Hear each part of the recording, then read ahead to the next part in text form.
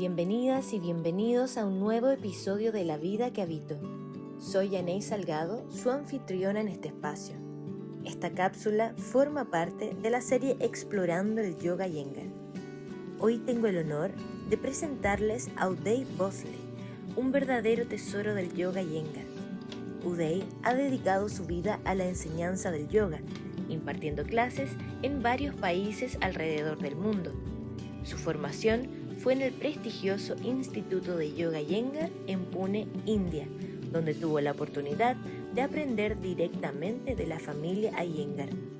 Durante 15 años enseñó en el Rimgi y tuvo el privilegio de ser asistente en las clases médicas de Gitaji, una de las figuras más apreciadas del yoga Iyengar.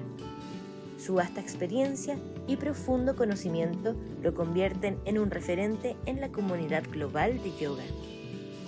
Uday nos visitará en Chile por primera vez este octubre, trayendo consigo la esencia del yoga directamente desde la India. Tuvimos la oportunidad de conversar con él a distancia sobre lo que podemos esperar de su inspirador y transformador seminario, La Alegría del Yoga. No se pierdan la oportunidad de ser parte de esta experiencia única que promete revolucionar tu práctica y tu conexión con el yoga.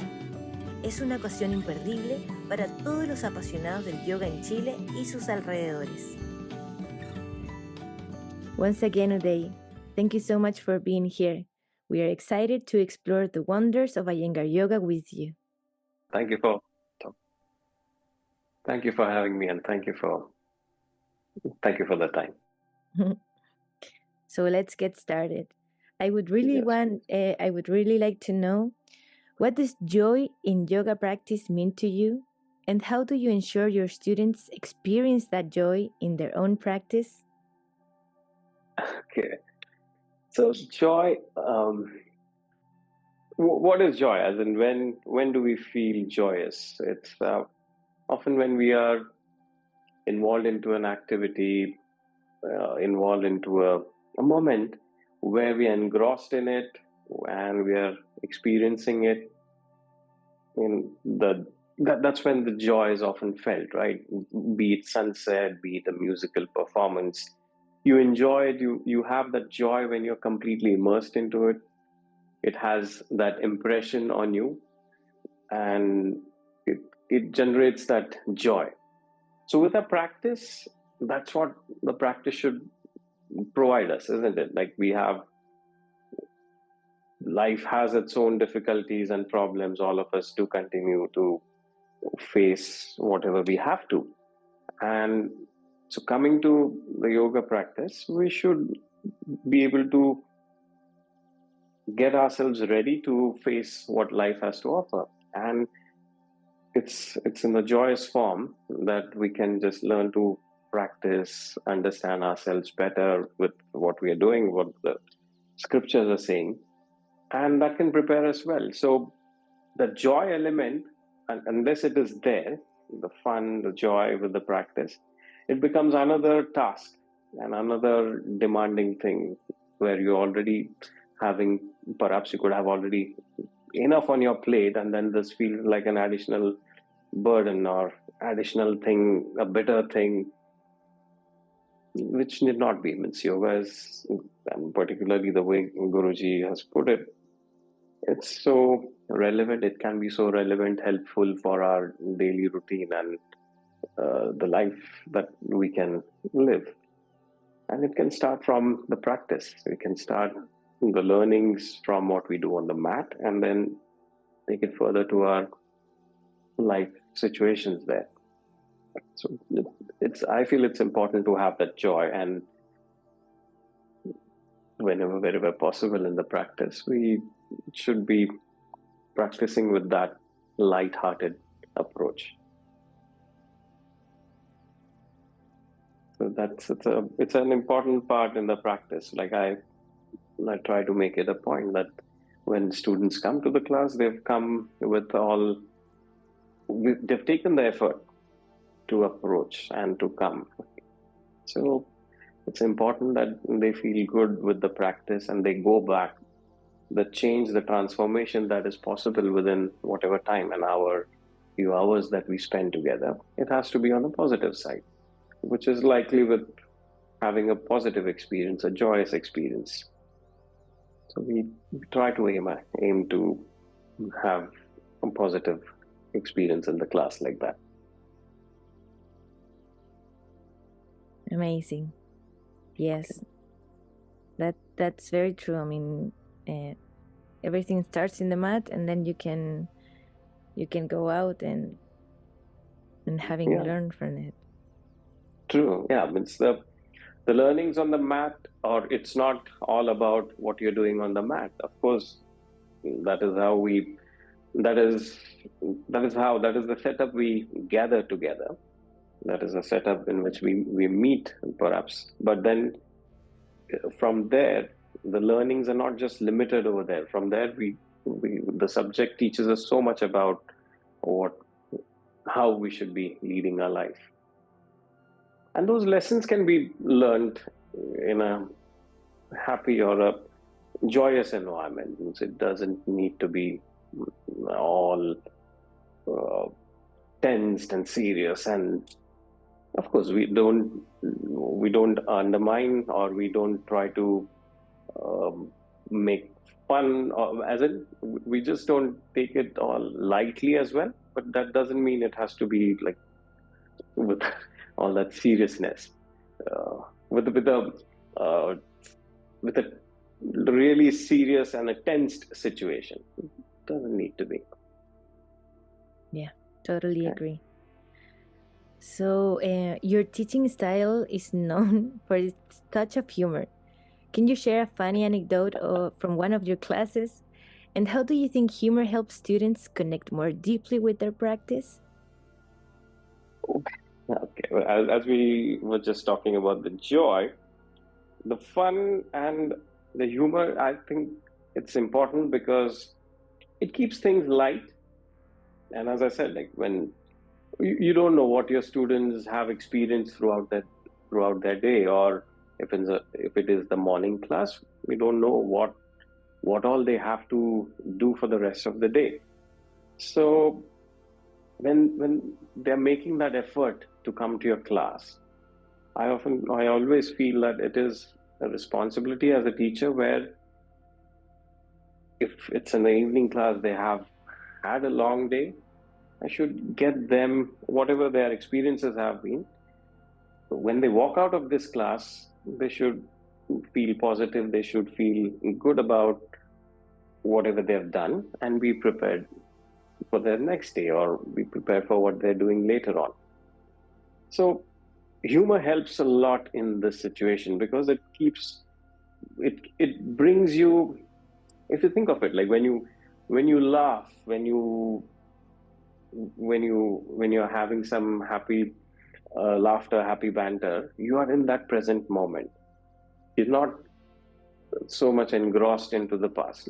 Let's say you may have had some difficult day earlier, but when you're laughing at something with me right now, we are sharing a joke, or whatever the incidence is there, and that is pretty much in the present, which is what the goal of yoga is, isn't it? We have to be in the moment there. So humor helps in a great way to achieve that. And it just makes things lighter, easy to understand. It takes away the pressure, the seriousness which I was mentioning. It's all about that pressure. Means if you feel pressure that, oh, this is a difficult thing, this is a serious thing, and I should be learning with all that seriousness, that pressure often becomes overpowering, overwhelming, and which is unnecessary. It hampers the learning process with all that pressure and expectations that you may have on your own. It will negatively impact the learning process. You would rather learn much more in that light-hearted state that you may have, or you are in. So that's that, and I think maybe that is the mode I know to operate in. So perhaps would be that's how it is easier to go on and share it in that manner, because I don't feel it's a setup where I should not be like you have to listen to me and this is what I'm saying and everyone should do that. I don't look at it that way. So we are sharing, we gather together. There's something which I've been fortunate to learn from. I'm trying to present it, share it, and yeah, we can learn from each other. If there's something which you could teach me there, or I can learn from what you're experiencing, what you have done, and that can be shared with others. So if we remain open and if we remain ready for this kind of setup, I feel it becomes easy for all of us. It takes away the pressure of that situation. Yeah, that's so very... And for anecdote, if you ask me for a funny anecdote, so how it helps, so what I can think of from top of my mind is, so once when I was teaching in France, I was asked whether I have, like when we were having a meal together, I was asked if I have a sweet tooth. They obviously, the desserts over there were really delicious, and I was like enjoying it, and they could see it on my face, perhaps. So someone asked me whether you have a sweet tooth. I said, no, I don't have a sweet tooth. I have a sweet jaw. So it took them a moment, and then they realized and they laughed about it. So later on in the classes, then the examples kept coming about cakes and baking and the pastries with the layers and all of those things. So it adds to the fun element, but at the same time, it conveys the message clearly because you can relate to it. And particularly if there is something popular or something which is present in that culture, if you can take those examples and present it in a light-hearted manner, it passes the message, conveys the message quite easily. So I feel that's how it helps, like keeping it lighter again, the humor, the fun part. That's why it's important in the learning process. Yes, I think it's a very interesting approach and different also. Yeah, and so it takes away the awkwardness, because if we share a laugh together, we connect better. There's the awkwardness, the inhibitions which you may have, to a great extent, they ease off, because you would keep you would have new students coming up, and if they see others are relaxed, they find that interaction with the teacher is comfortable, easier. They also feel a bit more settled, or they feel settled sooner. So all of that helps with the learning part. Totally. So this is a very interesting question, I think. As someone who studied with the Iyengar family, how do you balance respecting tradition while incorporating new ideas and approaches in your classes? So the newness and the new ideas, actually, if you think of it, the Iyengar Yoga, in a way, it's in the DNA, right? The way Guruji has taught, the Guruji, the teachings that Guruji has done over decades, he himself has admitted that he has evolved in his teachings right up to his later years, 80s and 90s, when he was in his 80s and 90s. So he still kept on innovating. He still kept on learning, as in finding ways to express what he wants to teach and convey. Right? If you've heard about the example of the prop called as chumbal, the donuts, popularly known as donuts now.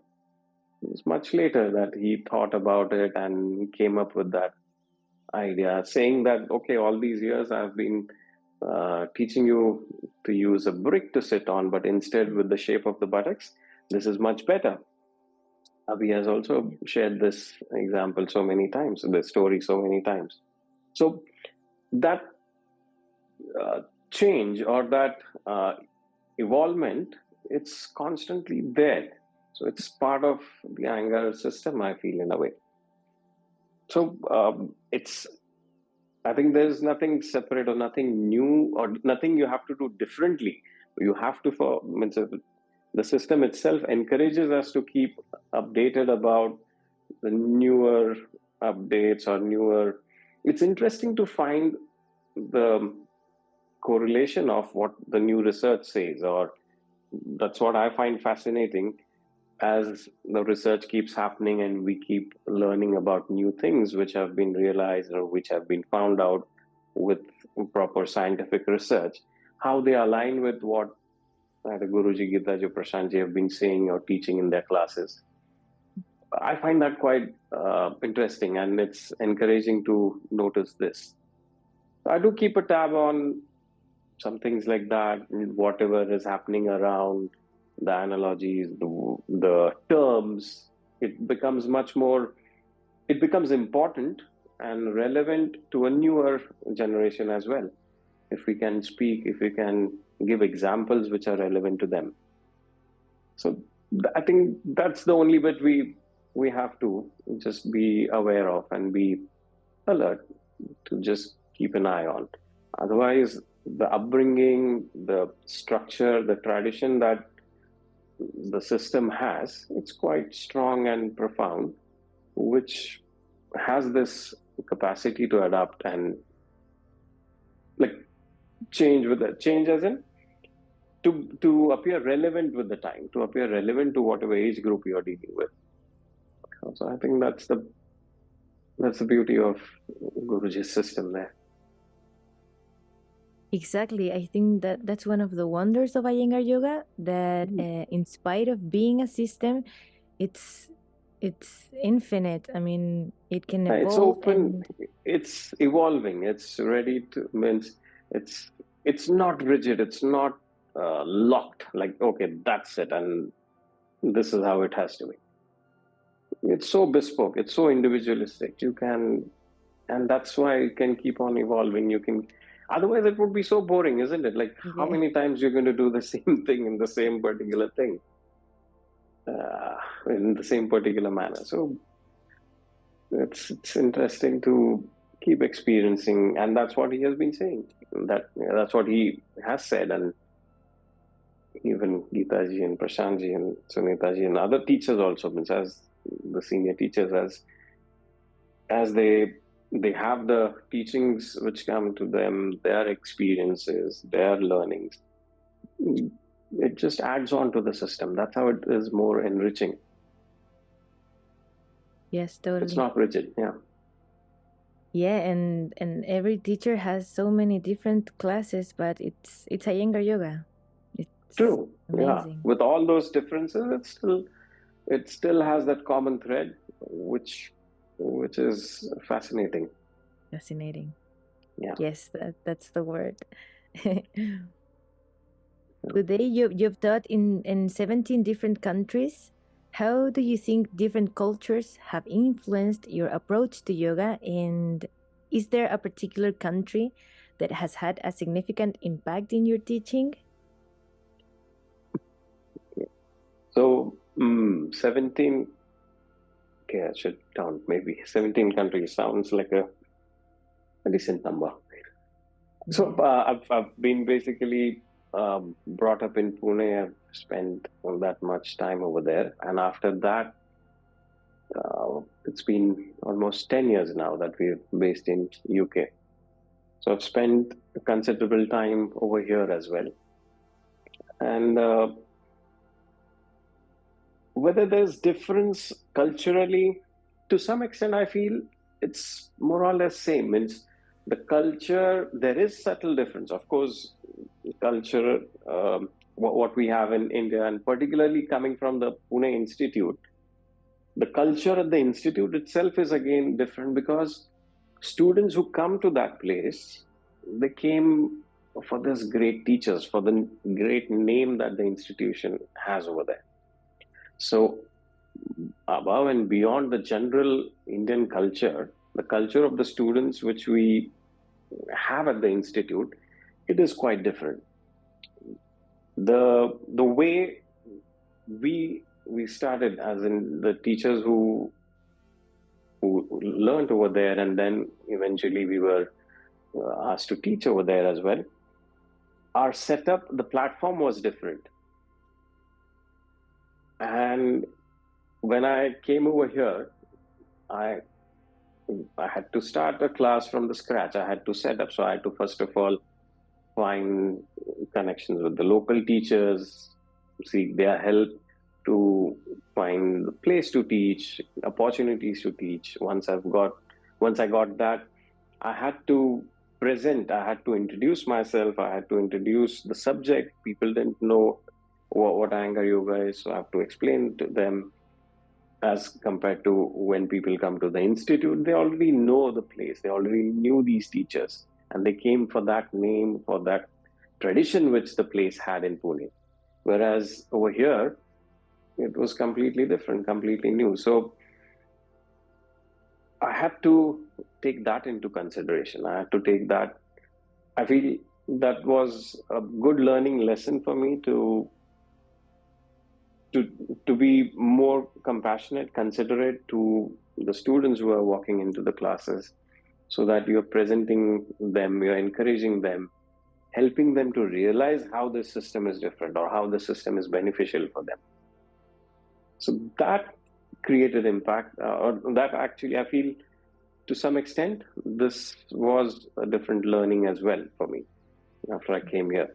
Students were not as receptive. So, like, of course, those who are in the system, those who have been practicing in the system, it's same all over, world over to some extent. World over, you find that similarity, that common thread. But to newer people, to reach out to newer group, it is different. So you have to mold yourself as a teacher to encourage newer group to continue to experience. And once they realize what you have to offer, what the system has to offer, then they stick on. So I would say that would be the different thing which I have experienced. But otherwise, there is that common thread, again, world over. Wherever we go, you find that similarities. So culturally, not much different in that way. But I feel, again feel maybe the weather condition. The weather has been a big thing. Means realizing what impact sun has in Pune. When I was there, of course, the sun was for granted. Rarely it would happen that on a monsoon day, for 2 or 3 days, we would have completely overcast situation and we won't see the sun. But coming to UK, the difference in the daylight and the winter times, why in Pune the winter is actually romanticized. It's a very pleasant time, December, January, as people visit there during winters. It's a wonderful, beautiful time to be there. So winters are pleasant in Pune. And over here, winters are dreaded. Summer is pleasant. Whereas you go to the Pune summer, it's 45 degrees scorching and it's quite difficult there. So someone wishing you a bright day, sunny day over here, it's a good wish to have. And over there, it would be like, wow, what are you wishing for me?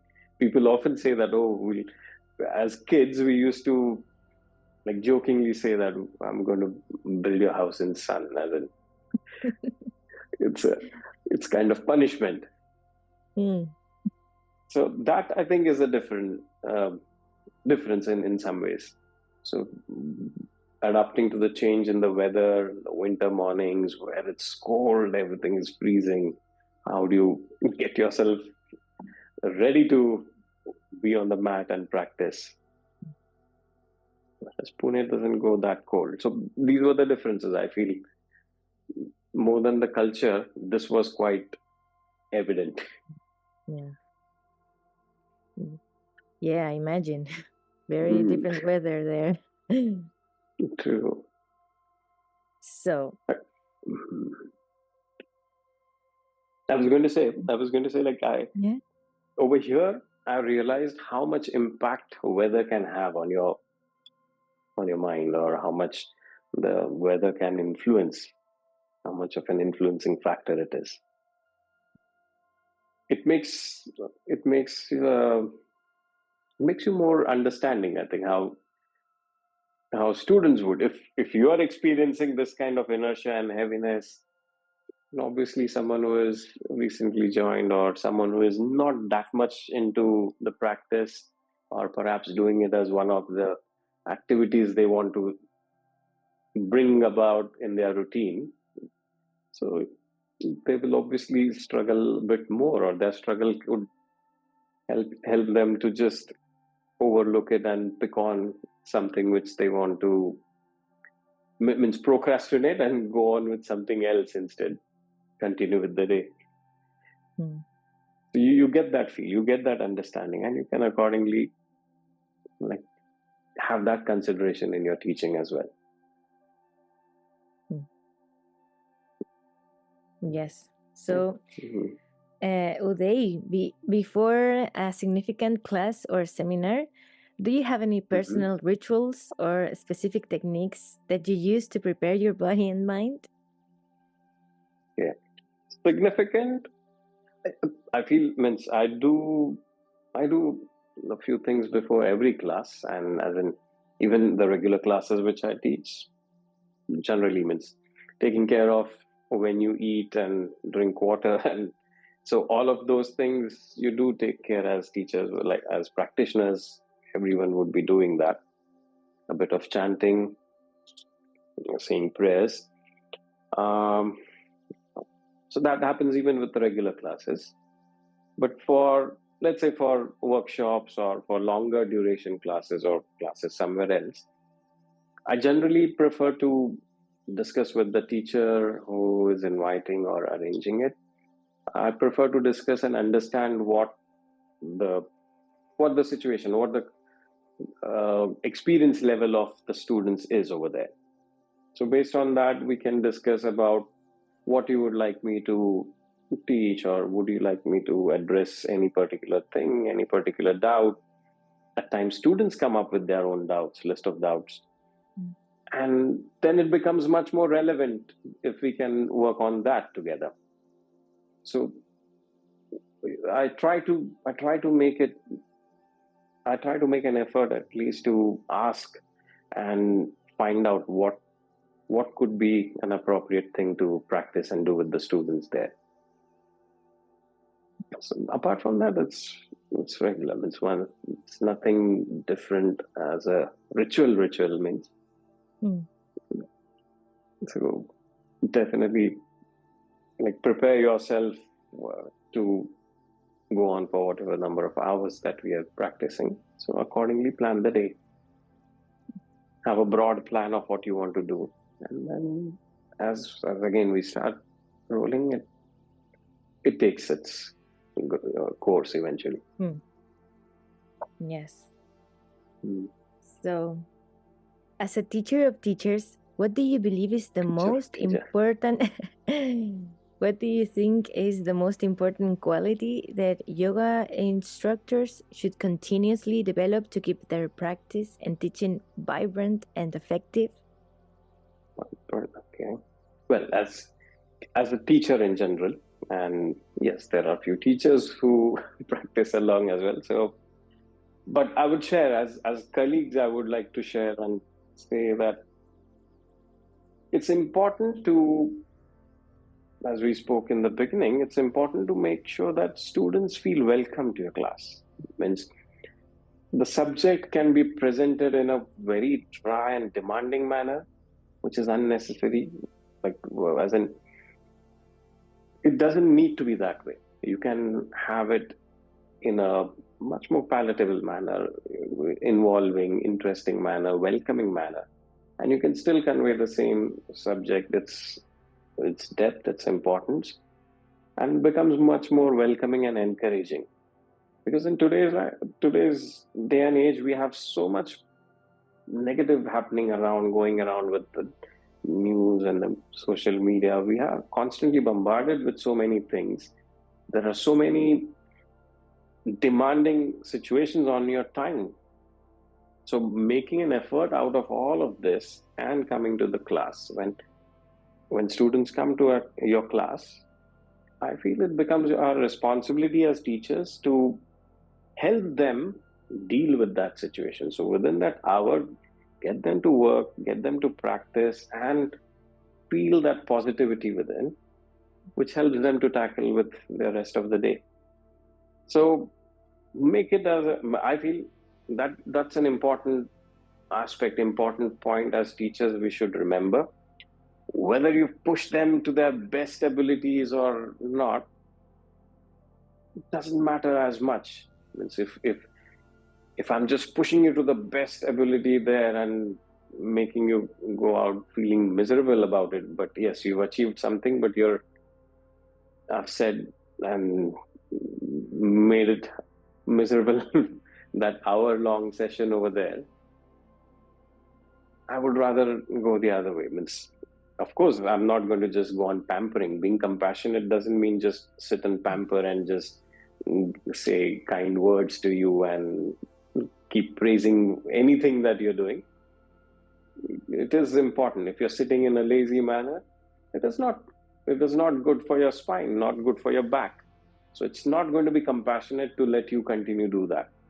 So demanding an upright posture there and making you work for it, that would be more compassionate. So it will demand work, it will demand effort.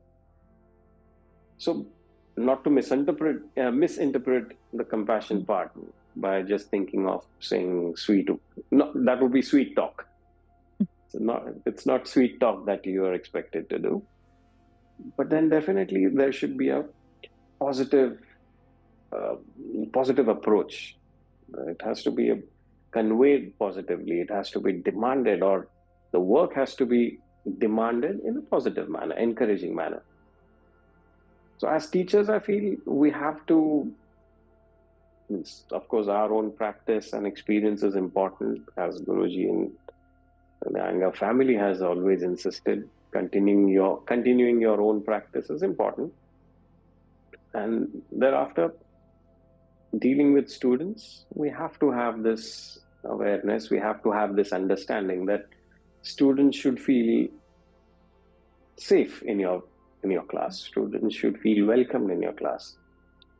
And that's when you provide that kind of environment, they will obviously try their best. They will feel free to try. There's no fear of failure or no embarrassment of not being able to achieve something. And there the learning can happen much better. So providing that kind of situation is, I think, important. Yes, I totally agree. I actually remembered a quote I saw a few days ago that said something like, life is already hard, let's not make yoga practice harder. Something like that. Yeah, means we can, again, like we can practice hard. It's not, again, means often this part is misinterpreted as, oh, you then means you're casually approaching it. It's not a casual approach, but just shouting or just trying to be serious with a serious face and all that, no laughing, pin drop silence. I mean, again, like Guruji's classes or Gitaji's classes, often when they were speaking, there would be pin drop silence. So I'm not saying that it's not there. So when you're talking something, automatically students go quiet and listen to you. But they themselves would have so many incidences where they would laugh, they would crack a joke. So it's not a new thing. It's not something unique that I'm trying to bring in. It's been there, right? So it is important, having that fun or witty element, funny element in the class. It just makes it much more enjoyable. So yeah, it doesn't need to be hard and all. It shouldn't be that kind of brutal hard. It can be hard, but in a joyous manner. Yeah, it's hard, but that way you learn things. Correct. Yeah. Yes. It's more satisfying in that way. satisfying to work, and that achievement, that progress is much more encouraging. Yes. So, in your experience, how does continued learning and attending workshops contribute to the growth of a yoga teacher, both personally and professionally? And as teachers, we are, and we should continue to be students, as Prashanji says that. So you shouldn't stop being a student. And I feel personally with these workshops, what happens is you first of all get an opportunity to learn from different teachers. And as we discussed earlier, this is a system which has its basics, it has its foundation, it has its there's a common thread to it.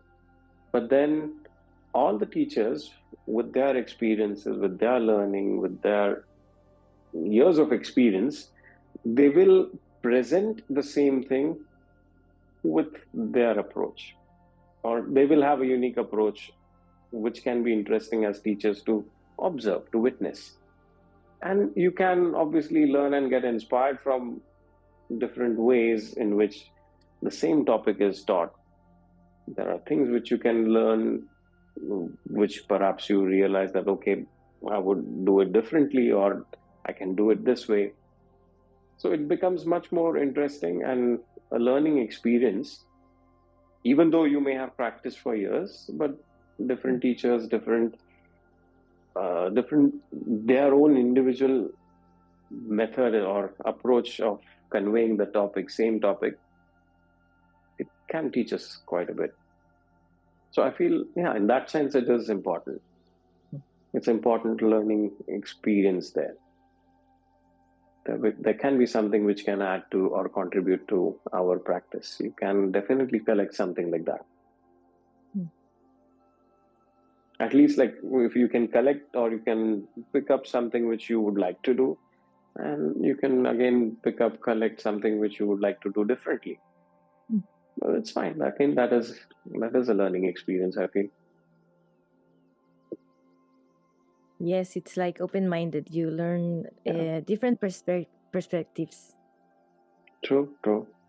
So, in the same manner, what do you think is the importance to go to the Rinji, to learn new stuff, Go to where? new approaches? Go to the Rinji, the Ramamani.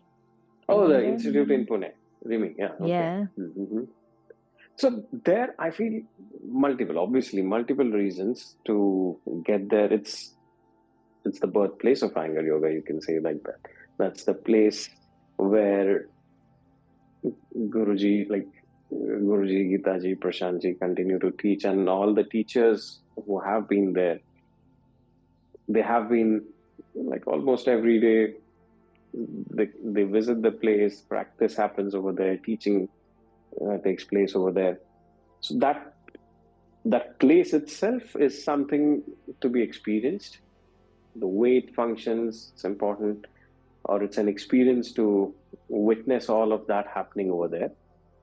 And I feel like from whatever I've traveled around a bit, I've often realized there is much more hardened feel, or there are some concepts which become a bit more rigid in the minds of people. And often those concepts can be clarified. Those hardened concepts, hardened thought process of like, this is how it is taught, this is how it is done.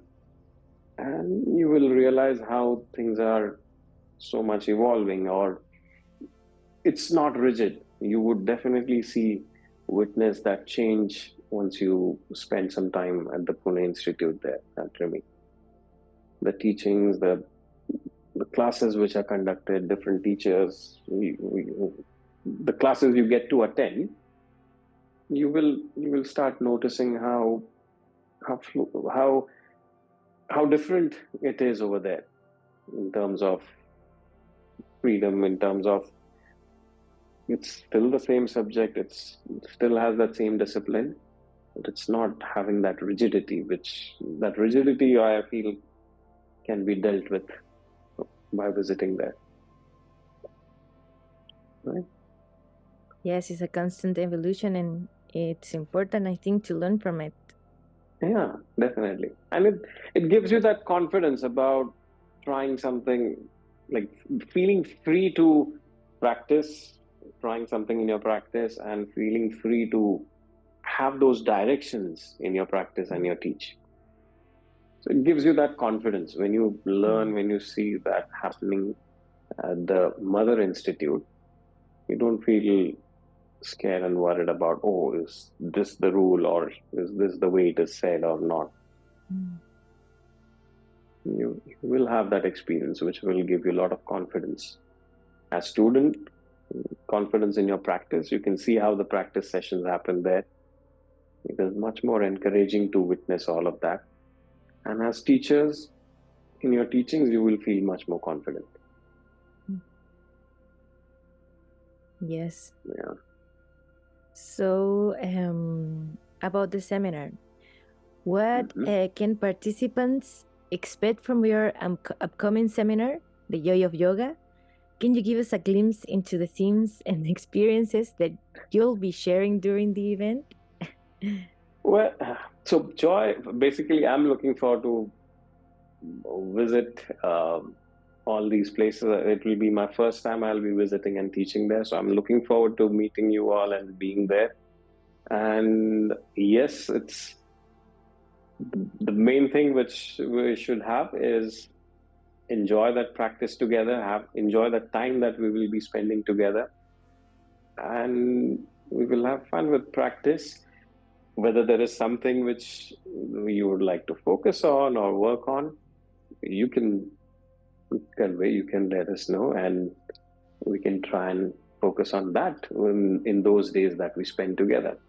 But basically, my intention is to share the practice with you all, and if there's anything which needs to be addressed, we can find it there and then and focus on that part. But otherwise, just sharing the way we can enjoy the practice, have fun with it, and yeah, you can have fun and still learn with all that seriousness. Perhaps that's what, if I can share, I'll be happy. Yeah, we're all happy to be learn and have fun with you. That's how it should be, I feel. Yeah. Yes, totally. So, as we begin to close this interview, okay, if you could give just one piece of advice to someone starting out in Iyengar Yoga, what would it be? Okay, so for someone who was, let's say, newly stumbled across something called as Iyengar Yoga, first of all, I would like to congratulate that person, saying, finally, or whenever it has happened, it's nice to come across this system. It's a wonderful system. The way it has been laid out is fascinating. So congratulations to stumble across, and all the best exploring. You will explore and you will have great fun learning about yourself, learning about the subject. So just be open to experience that and enjoy that. That's what I would rather say. There's no serious advice or something to be given. You will have your learnings in the due course. Just enjoy that process. Nice.